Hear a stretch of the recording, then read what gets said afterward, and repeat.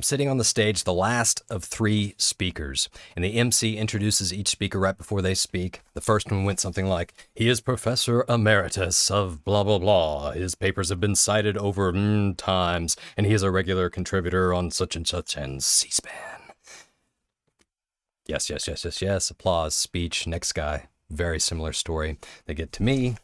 Is Hank Sanderson, and just says he occasionally attends classes here. Yes, that's correct. I had developed a speech that I knew would get a little bit of pushback, but I really believed it, very passionate about it, and felt that this audience needed to hear it. They felt a little bit different. After the initial applause, I'm going on, and within about 30 seconds, faces in the crowd that were initially this slowly turned to this, and then to this, and eventually, here's what I heard, as if cued from behind me with a big flashing light. Boo!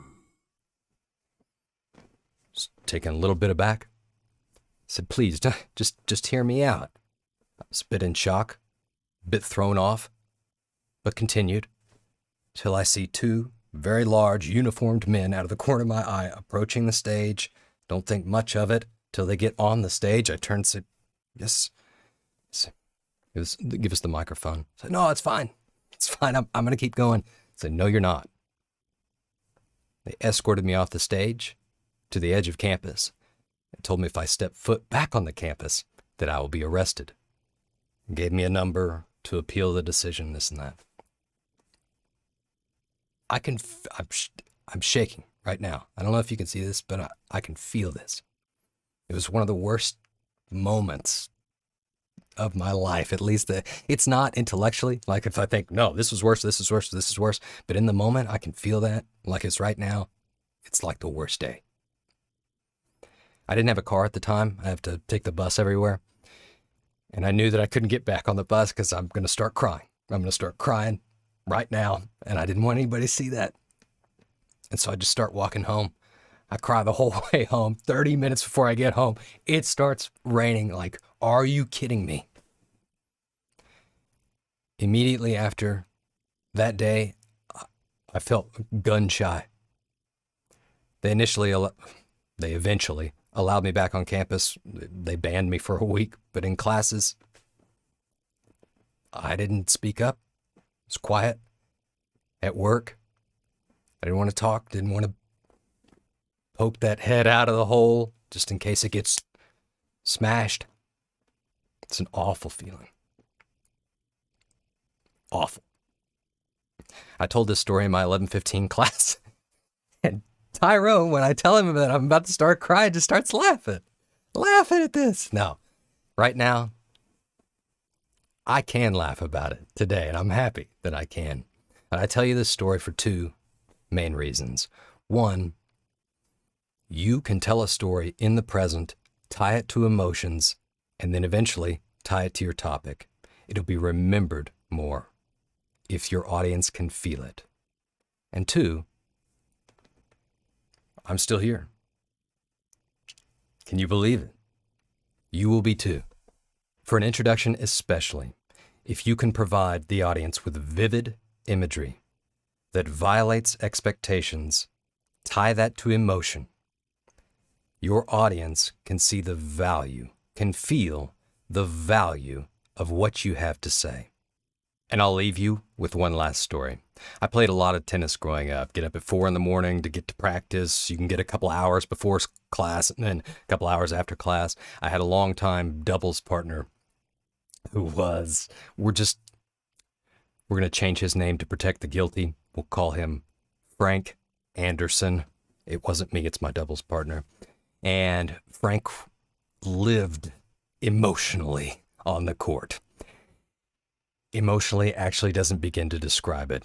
Just to paint this picture for you, there's one time that we're on the court.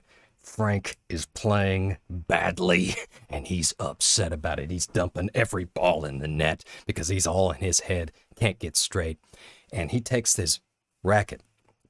And if you've ever felt a tennis racket, string is wound very tight, and it will break the skin, cut right through the skin. And he smashes that racket on his head like this. It was like 4 or 5 times. And he turns this way. I could see it's just blood gushing down his face and dripping all over the court. The umpire hops over and says, "You're done. You're done. Disqualified." That was not the first or the last time that we'd be disqualified because of Frank's actions. Next week, we're on the road playing the number 2 doubles team in Texas. We have no business playing them. We're good, but we're not that good. Frank expects us to win every single match and win handedly. We don't. This part of the story I'm not proud of, but it's true, so I'm telling it. Frank and I developed a system. Just like if you're familiar with American doubles tennis, you've got a server back here, his partner up here at the net, and then the opposite on the other side. Frank, up at the net, directing me where to serve, gives me the signal. The signal that looks like this.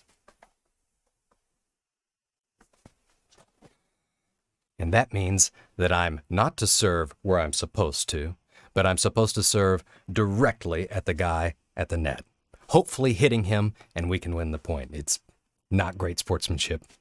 It's just what happened. So, I deliver this very well. We get the point. The opposite team has a few things to say. Frank doesn't like it, immediately jumps the net. And have you ever seen the dugout cleared in a baseball game where the entire team just rushes the field? And now Garrett's on his way to the dugout, and here we go. Oh! Garrett goes in there punching. This is not a good scene at all. This is the same thing that happened to us, except for it's a tennis match in a high school.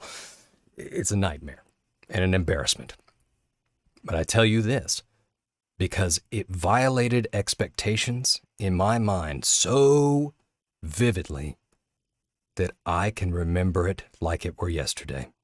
You can find fascinating, violating facts and information about anything you want to study or to talk about. You can even Google fascinating facts about. Just don't end there. Verify that they're true and then use them. Vivid imagery that subtly violates expectations, tied to emotion, will anchor what you have to say in your audience's brain. Use it.